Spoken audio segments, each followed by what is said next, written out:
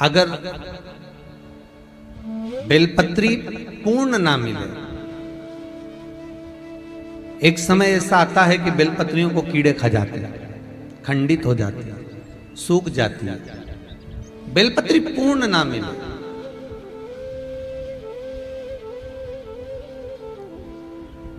तो क्या हम खंडित बेलपत्री भी शंकर को समर्पित कर सकते हैं?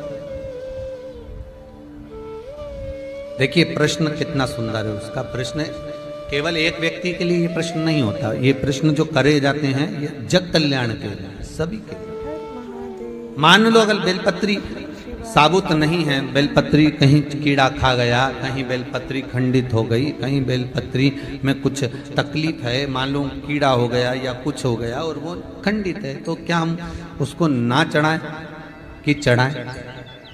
और बेलपत्री मिल ही नहीं रही है और बेलपत्र हमें प्राप्त ही नहीं हो रही, ऐसी दशा में हम क्या कर सकते हैं? तो शिव महापुराण की कथा कहती है यह भी जरूरी नहीं है कि आप बेलपत्र समर्पित करें। कितना सुंदर कहा है शिव महापुराण की कथा में कि हम ये भी नहीं कह रहे कि बेलपत्र आप समर्पित करें। अगर बेलपत्र खंडित है, टूटी पड़ी है और आपके पास में नहीं है, तो शिव जी की चढ़ी हुई बेलपत्र को धोकर शंकर पर चढ़ा दे। उसने दूसरा प्रश्न लिखा, मान लो मंदिर में भी बेलपत्र नहीं हो तो? बहुत अच्छे प्रश्न है ये। मंदिर में भी बेलपत्र ना हो तो कितना सुंदर कहा। एक भजन आप लोग गाते हो कि मन मेरा मंदिर, आंखें दिया बाती, होठों की है तालियां, रोम फूलवाती।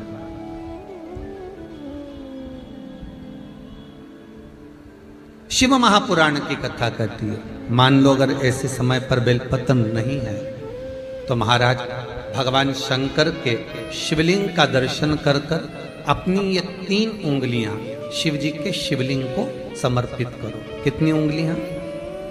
जम के बोलिए। 3 उंगलियां शंकर के शिवलिंग को समर्पित करिए और बाबा से निवेदन करिए, इसको हमारा बेलपत्र का भाव मानकर आप स्वीकार करिए। ओम नमः शिवाय, श्री शिवाय नमस्तुभ्यम या महामृत्युंजय का जाप करते हुए, गौरी शंकर का स्मरण करते हुए, हाथ का स्पर्श कर कर बाबा को नमन करो, प्रणाम करो। बाबा उस बेलपत्र को भी स्वीकार कर लेता है।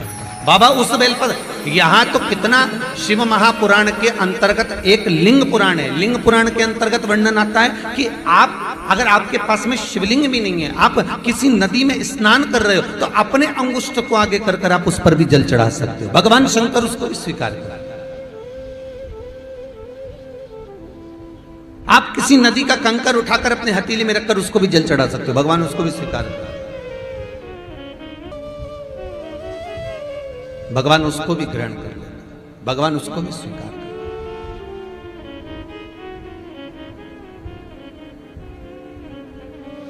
जैसे गाय के दूध में पड़ा हुआ बेलपत्री का एक पत्ता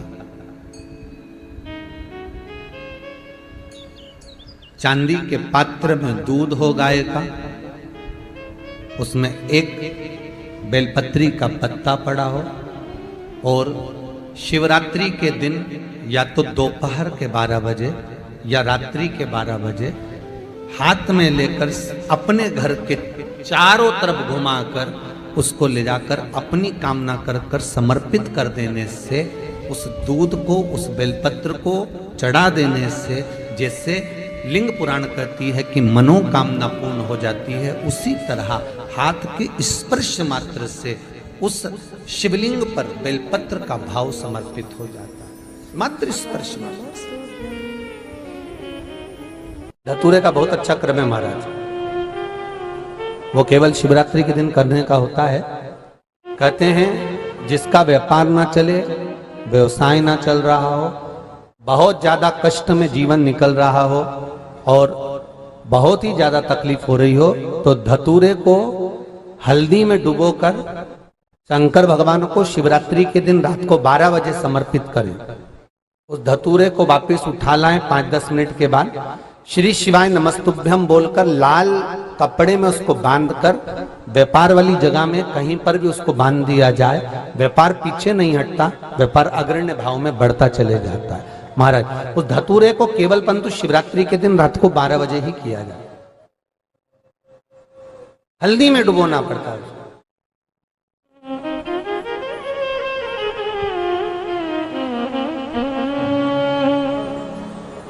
यही प्रमाण एक क्रम में और है महाराज जी। लिंग पुराण कहती है, मान लो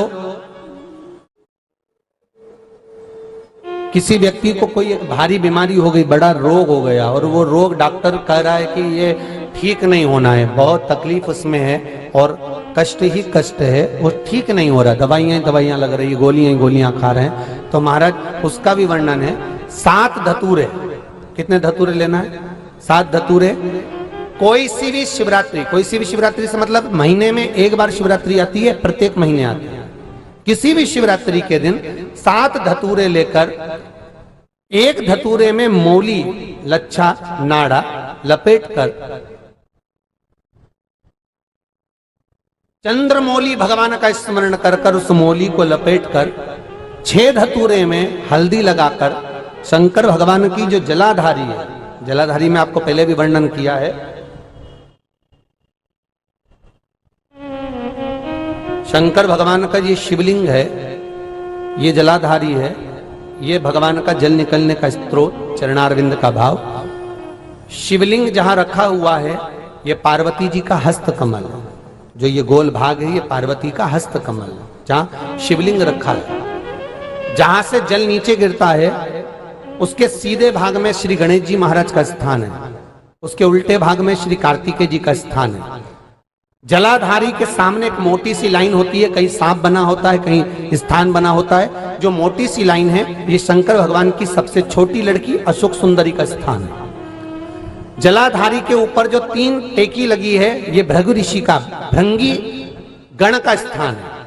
इसके ऊपर जो कलश है, कलश में जो पानी भरा जाता है वो पानी जो बूंद बूंद नीचे गिरता है ये शंकर भगवान की 5 लड़कियों का स्थान है। जया, विषहरा, सामरीबारी, धोतली और देव, ये 5 लड़कियों का स्थान है। शंकर भगवान का संपूर्ण परिवार शिवलिंग के सामने से, जहां से जल चालू होता है गिरने के लिए नीचे की ओर जब जल जाता है, उस स्थान पर भगवान शंकर के सारे गणों का स्थान है।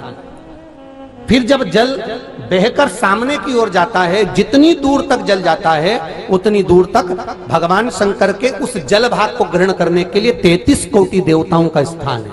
इसलिए उस जल को हम लांघते नहीं है, क्योंकि वहां 33 कोटि देवता विराजमान रहते हैं महाराज। तो जो बीमारी डॉक्टर ने बता दी और बहुत बड़ा रोग हो गया और शरीर में कष्ट है, ठीक नहीं हो रहा, चाहे लीवर से जुड़ा हो, चाहे किडनी से जुड़ा हो, चाहे कैंसर से जुड़ा हो, और मान लो शरीर में कहीं गांठ भी हो गई है और वो मिटी नहीं रही हो, तो महाराज निवेदन है 7 धतूरे, एक धतूरे पर मौली लपेटकर वो शंकर जी के शिवलिंग के ऊपर चढ़ाना। 6 धतूरे, उसमें से एक धतूरा भगवान श्री गणेश जी का स्थान, दूसरा धतूरा श्री कार्तिकेय जी का स्थान, तीसरा धतूरा अशोक सुंदरी का स्थान। महाराज शंकर भगवान की जगदम्बा जी के हस्त कमल के ऊपर एक धतूरा, 5, एक धतूरा जहां से जल नीचे की ओर बहकर जा रहा हो, पानी जिस जगह से नीचे गिर रहा हो बिल्कुल वहीं पर एक धतूरा चढ़ा देना है। उस धतूरे को चढ़ाने के बाद वो धतूरा वापस लेकर आना है। अवधूतेश्वर महादेव का नाम लेकर या चंपेश्वर महादेव का नाम लेकर उस धतूरे को, जो बीमार व्यक्ति है उसका स्पर्श कराकर बेलपत्री के पेड़ के नीचे पटकवा देना है महाराज। धीरे धीरे रोग में आराम मिलना प्रारंभ हो जाता है, औषधियां धीरे धीरे समाप्त हो जाती हैं और व्यक्ति स्वस्थ हो जाता है। ये केवल शिवरात्रि का प्रसंग कहता है, अपने मन की अभिलाषा रखकर तुम्हें जो चाहिए, एक काली मिर्ची और काली तिल्ली के 7 दाने, एक काली मिर्ची और काली तिल्ली के कितने दाने? 7 दाने हथेली में रखकर अपनी कामना कर मन से अपने मन के बात को कहकर शंकर भगवान के शिवलिंग पर चढ़ा दीजिए। आपकी मनोकामना कहते हैं हर महीने शिवरात्रि आती है, इस शिवरात्रि पर, मुख्य शिवरात्रि पर चढ़ाओगे, अगले महीने की जब शिवरात्रि आएगी तो आपकी मनोकामना पूरी हो जाएगी। 1 काली मिर्ची और 7 काली तिल्ली के दाने, मात्र 7। महाराज, जिसके घर में क्लेश रहता हो, बहुत ज्यादा लड़ाई झगड़े हो रहे हैं, सास बहू के झगड़े, ना बहू कुछ सुनने को तैयार ना सास सुनने को तैयार, और घर में बेचारे पुरुषों की आफत, यहाँ भाई भाई झगड़ रहे हो, सास बहुएं झगड़ रही हो, कुछ मत करिए। गेहूं की बाली को तोड़ो, गेहूं की बाली जानते हो ना, जिसमें आप लोग तो गेहूं की बाली को तोड़ना है, और बाली 7 बाली तोड़कर अपने घर में घुमाकर अपने घर का नाम और गोत्र बोलकर उसको शंकर को समर्पित कर दीजिए। जिंदगी में कभी सास बहू का झगड़ा नहीं होगा महाराज। शिवरात्रि के दिन उसको समर्पित करिए, आपके घर में कभी क्लेश नहीं मच सकता। 12 महीने शिवरात्रि आती है, और शिवरात्रि के दिन रात्रि को 12 बजे शंकर भगवान पर एक धतूरा चढ़ा दो। क्या चढ़ाना है? जम के बोलिए जरा, धतूरा। ये शंकर भगवान को धतूरा चढ़ा दो। 12 बजे रात्रि को शिव जी पे धतूरा चढ़ाओ, आधे घंटे तक धतूरा चढ़े रहने दो, और आप श्री शिवाय नमस्तुभ्यम का जाप करो। जिस शंकर जी पे धतूरा चढ़ाए उस मंदिर के बाहर बैठकर कौन सा मंत्र जपना है? श्री शिवाय नमस्तुभ्यम। फिर से बोलो, श्री शिवाय नमस्तुभ्यम। धतूरा चढ़ाकर श्री शिवाय नमस्तुभ्यम का स्मरण करिए। और जो दुकान नहीं चलती हो, घर में लक्ष्मी नहीं टिकती हो, खेत में फसल अच्छी नहीं आती हो, संपदा नहीं आ रही हो, बस उस धतूरे को लाल वस्त्र में बांधकर अपनी दुकान में, अपने व्यापार में, अपने घर में रात को 12:30 बजे उठाकर लाओ, और 4 बजे के पहले उसको अपनी दुकान, व्यापार, व्यवसाय में उसको बांध दीजिए।